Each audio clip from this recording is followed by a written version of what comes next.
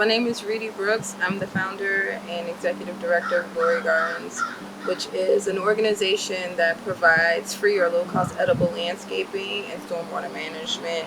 We are founded in the principles of asset-based community development and engagement, and we integrate that work with agroecology to provide holistic health solutions to community members. See, if we were talking about not floating planter beds, but floating farms,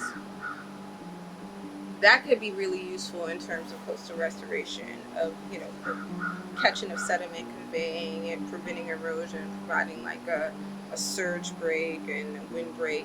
That could be really interesting. So just in reference to the last question, when it comes to like planter boxes for one community, I don't know. But the idea of having a floating farm on the bayou, that could be really beneficial ecologically, and also like really beneficial to the people of New Orleans who are experiencing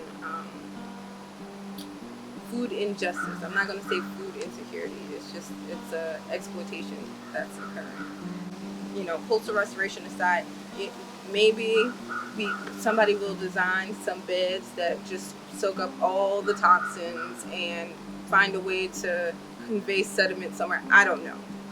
I'm not a geologist. I don't know.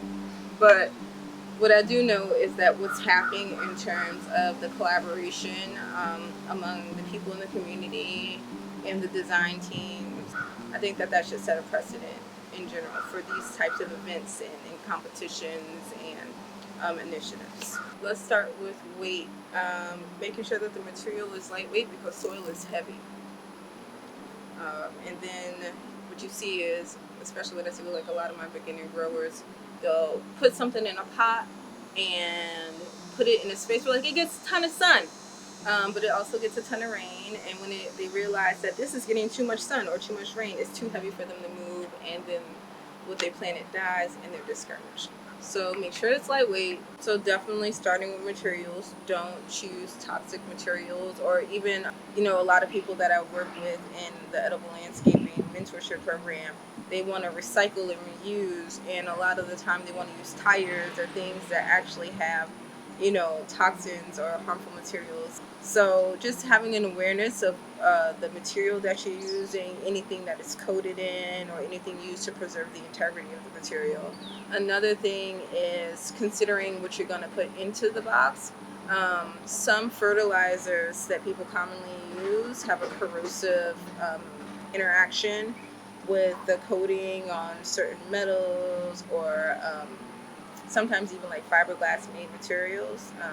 A lot of people have been using composite decking and such to create planter boxes, and I think it's great. I think it's beautiful, but just be really aware of what you put into it, because certain sources of nitrogen, it can have a corrosive effect with the composite decking and cause leaching into the food source.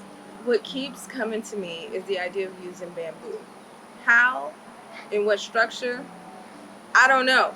But it just keeps coming to me every time I think, like, if I were to design this, what would I do? And maybe it's just because, like, it's a material I use most in the garden myself. That's probably it. But yeah, just maybe consider bamboo or something that's more naturally occurring and also naturally resilient. I know that the planter box has to be at least 18 or 24 inches deep. And in terms of the geometry of it, I'm just considering how to get it packed with as much food as possible, but still be able to like have it be modular, I guess, enough to take it apart and move it around if need be, and lightweight for it to float. That is a design challenge, and I'm glad I'm a judge and not a designer because of that. So for like your brassicas, you can pack them in and get a good crop. You know what I'm saying? It doesn't have to be a necessarily 18 to 24 inches apart situation, even though that is what's best. But for something like tomatoes or eggplants, you're going to need considerable more space. And I'm really interested in learning more about what crops they plan to grow, because that's going to be a deciding factor in the actual shape of the boxes, and as opposed to just like what it's composed of. I'm never a fan of monocropping. I understand why some people do it, and some of the seeming, the like things that could be contrived as benefits. But I specifically with tomatoes need a lot of nutrient input, or they like to eat a lot. So what I would say is they like to be in a neighborhood of like a diverse community. They like to be in a diverse community. They like to be around marigolds. They like to be around your basils and peppers and other things like that. But I wouldn't say that they like to be in just like a neat little row of tomatoes.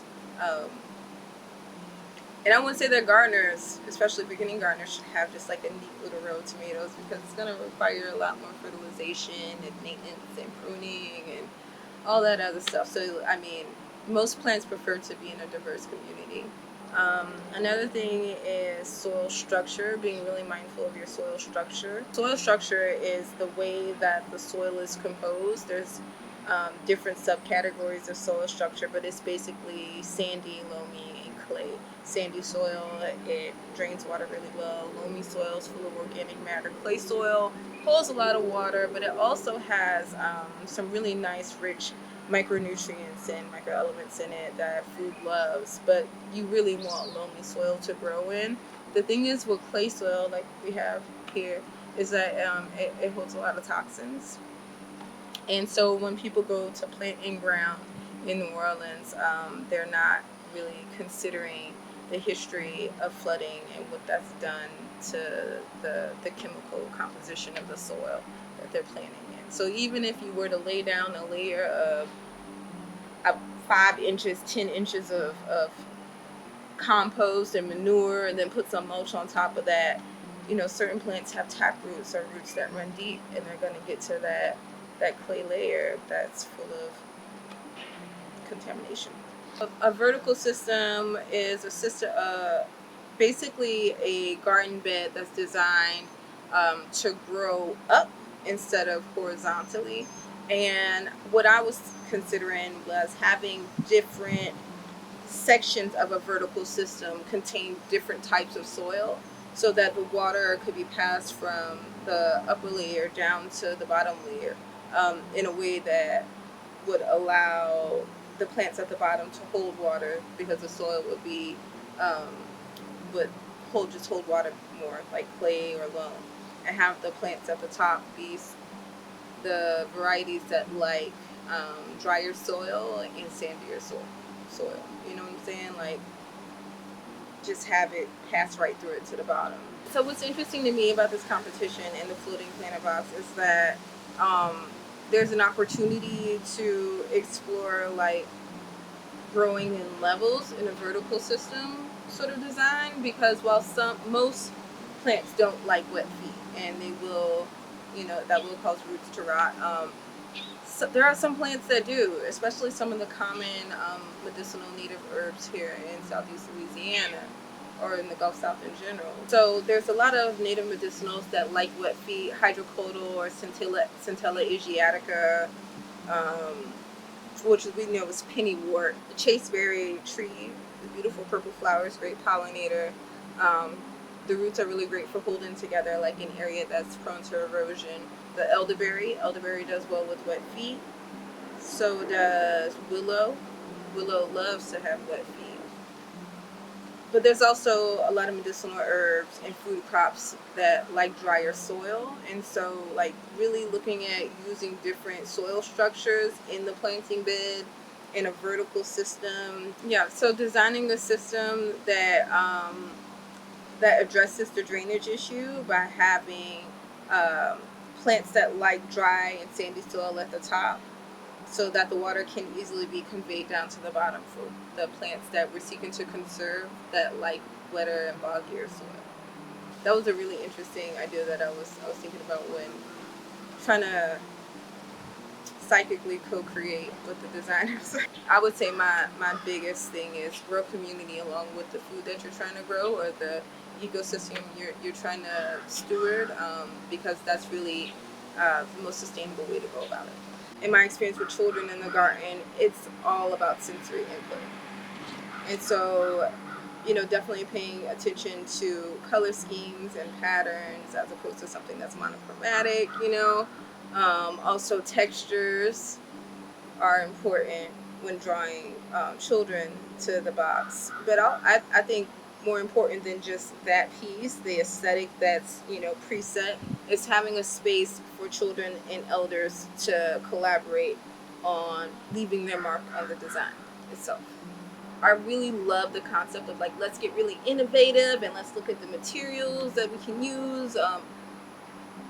But I just think that in order for there to be the impact to be broad and to have the depth that we want to see through, like, sustainable use and all of that, I think that it has to be something that's accessible and very immediately accessible to a large population of people, as opposed to being like, through this grant, we got this planter box, because people will see it and be like, oh my God, that's beautiful. Oh my God, I love how that works. But are they going to go and sign up on somebody's website so that they can apply for a program that is grant funded so that they can get one themselves? Probably not.